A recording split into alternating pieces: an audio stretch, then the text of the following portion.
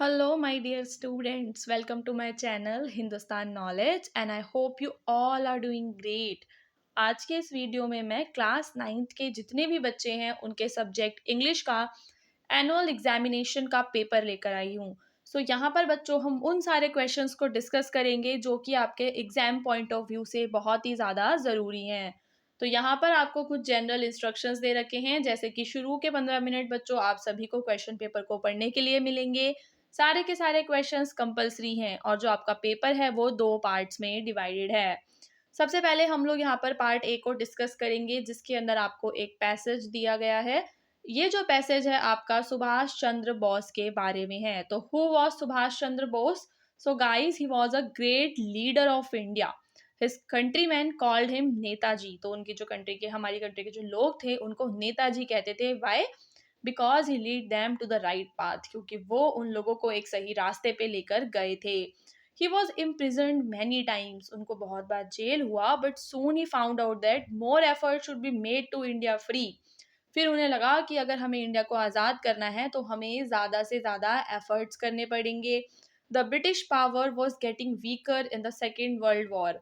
He thought of shaking it from all sides. तो यहाँ पर जो ब्रिटिश पावर थी सेकेंड वर्ल्ड वॉर के बाद, वो थोड़ी सी ख़त्म होती जा रही थी। So one day he escape from Kolkata in the guise of Pathan and went to Germany via Peshawar. ठीक है, तो यहाँ पर जो ये हैं पठान चले गए थे, ठीक है, जर्मनी चले गए थे पेशावर के रास्ते। So from Germany he went to Japan. He organize the Indian National Army that fought many battles. यहाँ पर इंडियन नेशनल आर्मी उन्होंने बनाई जिसने काफ़ी सारे बैटल्स लड़े, किसके खिलाफ? ब्रिटिशर्स के खिलाफ। यहाँ पर उन्होंने एक नारा दिया जो कि था give me blood blood and I will give you freedom. तुम मुझे खून दो, मैं तुम्हें आज़ादी दूंगा। नाउ गाइज, इस पैसेज से हमारे पास 3 क्वेश्चंस हैं। हम इन सारे क्वेश्चंस को देखते हैं। जो हमारा फर्स्ट क्वेश्चन है, इसमें पूछा गया है who was Subhash Chandra Bose? So he was a great leader. तो यहाँ पर जो हमारा राइट आंसर है वो हो जाएगा आपका option number A, Subhash Chandra Bose was a great leader. Then हम लोग चलेंगे हमारे नेक्स्ट क्वेश्चन पे, जिसमें हमें एक स्टेटमेंट गिवन है, give me blood and I will give you freedom. तो यहाँ पर ये जो स्टेटमेंट है ये किसके द्वारा कहा गया है? ये जो स्टेटमेंट है अभी हमने अपने पैसेज में पढ़ा, ये स्टेटमेंट भी आपके सुभाष चंद्र बोस के द्वारा ही कहा गया है। Now Indian National Army was organized by. Indian National Army किसके द्वारा ऑर्गेनाइज की गई थी? अभी अभी हमने पढ़ा, इसका राइट आंसर भी हमारा ऑप्शन नंबर ए है। जो इंडियन नेशनल आर्मी है it was also organized by Subhash Chandra Bose. Now guys, अब हमारा नेक्स्ट क्वेश्चन है, क्वेश्चन नंबर 4 से 8 में हमें आंसर्स करने हैं। यहाँ पे जो आपका पहला है क्वेश्चन, उसके अंदर आपसे कहा है which of the following is correctly spelled? Lazy, active और लेबोरियस, ये तीनों स्पेलिंग्स आपकी सही हैं, तो इसका आंसर आपका ऑल ऑफ दीज है। देन क्वेश्चन नंबर 5 है, it has been raining dash morning. इसका आंसर क्या होगा? It has been raining since morning. He dash me against eating junk food. उसने मुझे कहा जंक फूड नहीं खाना है, तो यहाँ पर आ जाएगा एडवाइज। ठीक है, उसने मुझे एडवाइस किया जंक फूड के खिलाफ। The sun rises in the east. Can you give me a glass of water? These all are answers. ठीक है, आप लोग यहाँ पर अपनी स्क्रीन पर देख सकते हैं। इसी तरीके के क्वेश्चंस आपके पेपर में भी आएंगे बच्चों। अब हमारे पास दूसरा पैसेज है, rush hour crowds jostle for position on the underground train platform. A slight girl looking younger than her 17 years was yet excited as she felt vibrations approaching train.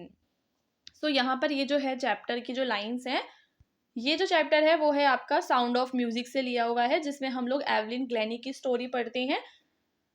वो एक she was a deaf girl. ठीक है, वो बहरी थी, बचपन से बहरी नहीं थी। ठीक है, जब वो 8 साल की थी तो उसको उसका जो बहरापन था वो उन लोगों को पता चला, उसकी फैमिली को।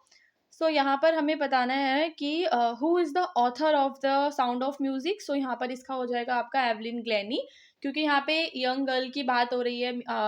Royal academy of music London वो ही गई थी, तो ये आपका एवलिन ग्लेनी से लिया गया है। जॉसल का मतलब क्या होता है? जॉसल का मतलब होता है बच्चों force your way by pushing. क्या होता है इसका मतलब? Force your way by pushing. अब हम चलेंगे क्वेश्चन नंबर 11 पे। What was the problem with the girl? उस लड़की के साथ प्रॉब्लम क्या थी?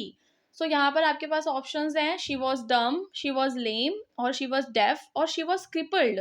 तो यहाँ पर जो इसका आंसर है बच्चों वो है आपका शी वॉज, सॉरी, उसका आंसर है आपका शी वॉज डेफ। डेफ का मतलब क्या होता है? बहरा या बहरी, ठीक है। तो she was def.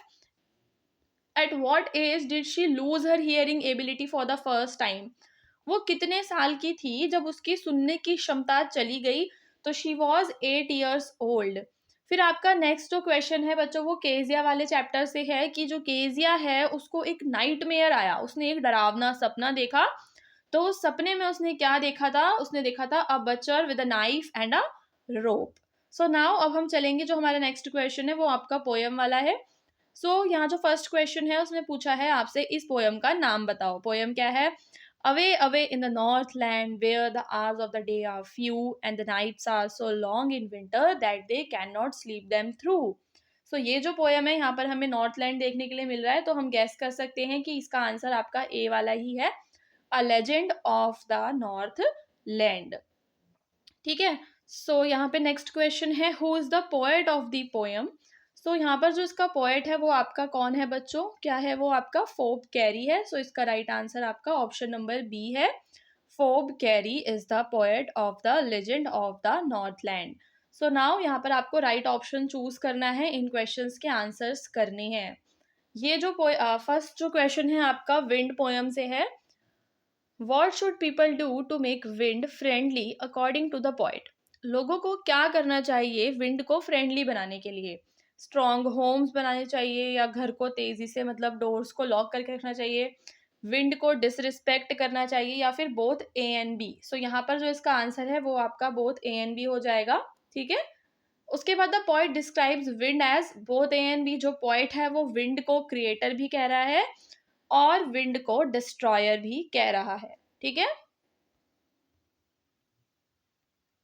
What does the poem wind teach us? जो विंड पोयम है वो हमें क्या सिखाती है? That one must B coward, क्या एक इंसान को बिल्कुल ही डरपोक होना चाहिए? या फिर that one must one's responsibility, हर एक इंसान को अपनी रिस्पॉन्सिबिलिटी का पालन करना चाहिए? या फिर हर एक इंसान को ब्रेव होना चाहिए ताकि वो हर एक तरह का जो उसकी लाइफ में ऑब्स्टेकल आता है, जो भी लाइफ में प्रॉब्लम्स आती हैं उनको फेस कर सके? तो इसका आंसर आपका ऑप्शन नंबर सी है, that one must be brave enough to face all the obstacles in the life. Next question है the man lifted the child. जो आदमी है उसने बच्चे को उठा लिया था इन हिज आर्म्स। यहाँ पर ये जो क्वेश्चन है ये आपके लॉस्ट चाइल्ड वाली उसमें से है, क्योंकि लॉस्ट चाइल्ड में आपने पढ़ा था कि वो बच्चा खो जाता है, एक आदमी उसको मिलता है जो उसकी हेल्प करता है। उसके बाद है आपका next question, what is the meaning of hive? यहाँ पर हाइव क्या होता है? Hive is a place occupied by two many, जहाँ पर बहुत सारे लोग एक साथ आ जाते हैं। पार्ट बी में भी बच्चों आपको एक पैसेज दिया हुआ है, cased behind thick glass the most famous dancer in the world can be missed in the national museum Delhi. The dancing gist of Mohenjodaro is that rare artifact that even school children are familiar. यहाँ पर बात हो रही है मोहनजोदारो के dancing girl की, ठीक है। Most of us have seen her only in photographs. हमने उसको कहाँ देखा है? फोटोग्राफ्स में देखा है, स्केचेस में देखा है।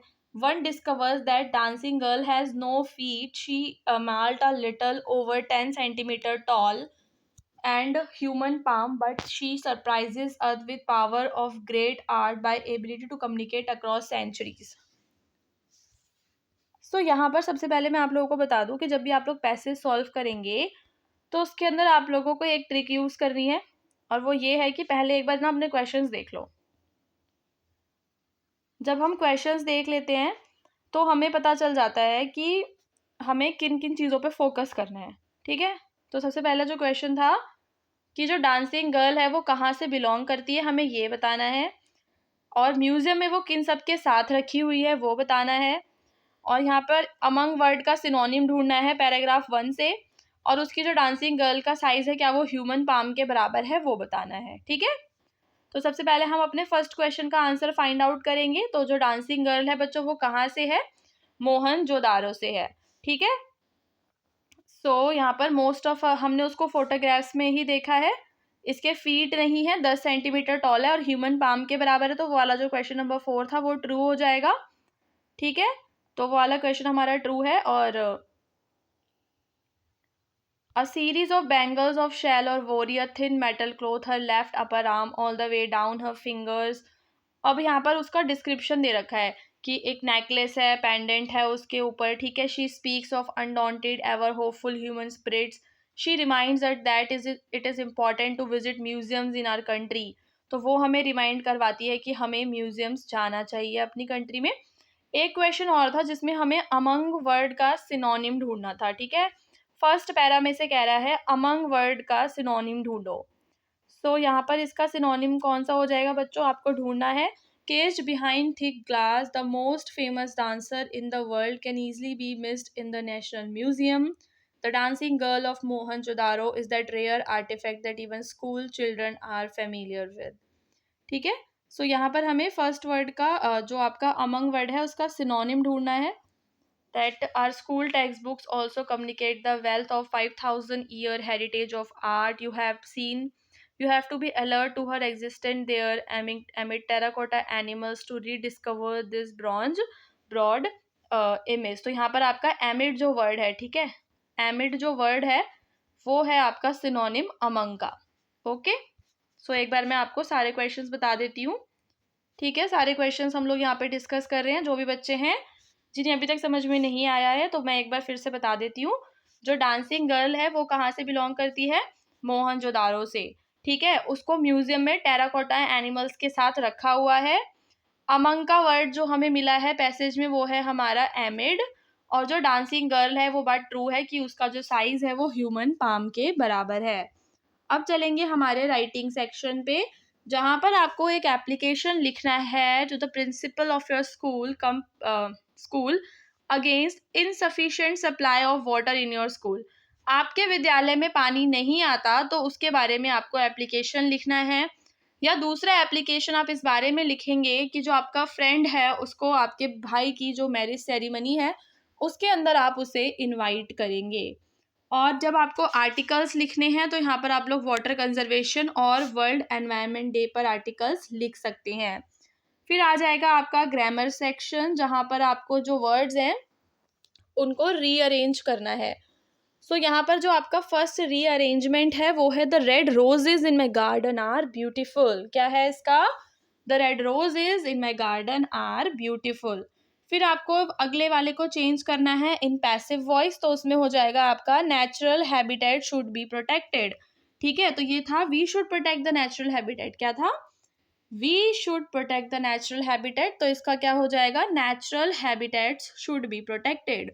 फिर आपको इनडायरेक्ट स्पीच में चेंज करना है let us wait for our friends, तो इसका हो जाएगा he said that they should wait for their friends. क्या कहा उसने कि उन्हें अपने फ्रेंड्स के लिए वेट करना चाहिए, तो he said that they should wait for their friends. Then आपको ट्रांसलेट करना है इस वाले को, जैसे भारत एक प्राचीन देश है, यानी कि आप लोग बताएंगे that India is a ancient country, ठीक है। इसकी संस्कृति बड़ी समृद्ध है, its culture is very rich, इसकी छाप अनेक देशों में देखी जा सकती है, तो its imprints can be seen in many countries. हमें इसे प्रदूषण रहित करना चाहिए, so we should make it pollution free. तो ये हो जाएगा हमारा पूरा का पूरा ट्रांसलेशन। फिर आपका लिटरेचर वाला टॉपिक शुरू हो जाएगा कि जो ग्रैंडफादर हैं वो टोटो को सहारनपुर क्यों लेकर गए थे। सो बच्चों इसका आंसर आप सभी को पता होना चाहिए अगर आपने टोटो की कहानी पढ़ी है, कि जो टोटो है वो एक मंकी था और वो बहुत ही ज़्यादा शैतान था, जिस वजह से जो ग्रैंडफादर हैं जब वो सहारनपुर गए तो उन्हें टोटो को भी अपने साथ लेकर जाना पड़ा, ठीक है। नेक्स्ट क्वेश्चन है कि जो टॉमी है वो पुराने स्कूल्स को कैसे डिस्क्राइब करता है। सो बच्चों मैं आपको बता दूं, देखो ओल्ड काइंड ऑफ स्कूल्स को टॉमी कैसे डिस्क्राइब करता है, क्योंकि वो स्टोरी फ्यूचर में सेट है, ठीक है। तो टॉमी क्या कहता है पुराने स्कूल्स के बारे में, कि जो पुराने स्कूल्स हैं वहाँ पर तो क्या होता था, टीचर्स फिजिकली आते थे, सारे बच्चों को होमवर्क देते थे, बच्चे साथ में खेलते थे, एक दूसरे के साथ अपना लंच शेयर करते थे, ये सारी चीज़ें टॉमी बताता है। रॉन फॉर्ब्स ने क्या एडवाइस किया उसे, एवलिन ग्लेनी को, वो आप लोगों को बताना है। और पुंगी को औरंगजेब के द्वारा क्यों बैन किया गया था वो बताना है। तो पुंगी को क्यों बैन किया था बच्चों, वाई वॉज पुंगी बैन। सो इसका रीज़न ये था कि जो पुंगी है उसकी बहुत ही ज़्यादा श्रिल वॉइस थी जिसकी वजह से उसे बैन किया गया था। फिर आपको केज़िया का कैरेक्टर स्केच बताना है कि वो एक ऐसी लड़की थी जो डरी सहमी रहती थी, अपने फादर से बहुत ज़्यादा डरती थी। आइंस्टाइन को एज़ अ वर्ल्ड सिटीज़न दुनिया क्यों जानेगी, तो वहाँ पर आपको आइंस्टाइन की वो न्यूक्लियर वाली स्टोरी बतानी है। And which road was taken by the poet, जो the road not taken poem है, वहाँ पर जो पोएट है उसने कौन सी रोड चूज़ करी वो आपको बताना है। उसके बाद आपको किसी भी पोएम की 4 लाइन्स लिखनी है, अपनी पोएम की कोई भी 4 लाइन्स जो आपको याद हों। अब यहाँ पर आपका इम्पोर्टेंट क्वेश्चन आ जाता है, question number 8। The road not taken poem का सेंट्रल आइडिया बताना है कि रोड नॉट पोएम जो है, द रोड नॉट टेकन, उसके अंदर क्या है सेंट्रल आइडिया, जो पोएट है वो हमें क्या बताने की कोशिश कर रहा है ना? और फिर ऐसे ही रेन ऑन द रूफ और विंड का भी आपको सेंट्रल आइडिया बताना है।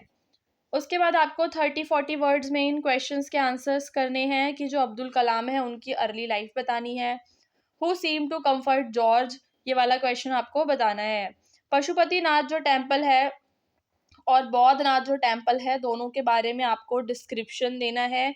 और जो ईश्वरन द स्टोरी टेलर वाली स्टोरी है, वहाँ से विमेन घोस्ट के बारे में आपको बताना है।